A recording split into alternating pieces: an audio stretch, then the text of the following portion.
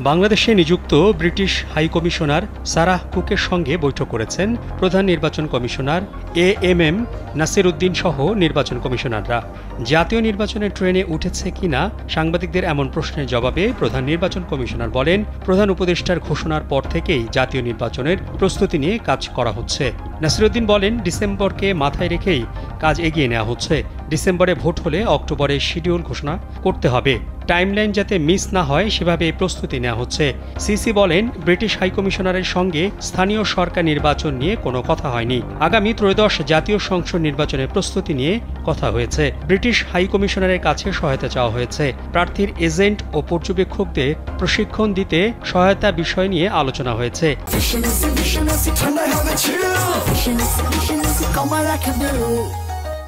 কি ধরনের সহযোগিতা লাগবে সেটা তারা জানতে চেয়েছেন। তিনি আরও বলেন, তারা জানতে এসেছিলেন পার্লামেন্ট নির্বাচনের প্রস্তুতি সম্পর্কে, অবস্থান কোন পর্যায়ে আছে, কি ধরনের প্রস্তুতি চলছে। বাংলাদেশের ডেমোক্রেটিক ট্রানজিশনের বিষয়ে যুক্তরাজ্য সহায়তা করতে চায়। বিদেশি পর্যবেক্ষক সম্পর্কে তারা যা জানতে চেয়েছে সে বিষয়ে তাদের অবহিত করা হয়েছে। ভোটার নিবন্ধন ও পার্টি নিবন্ধন বিষয়ে আমরা জানিয়েছি। বিদেশি পর্যবেক্ষক নিয়োগের কাজ সময় মতো করা হবে বলেও জানানো হয়েছে।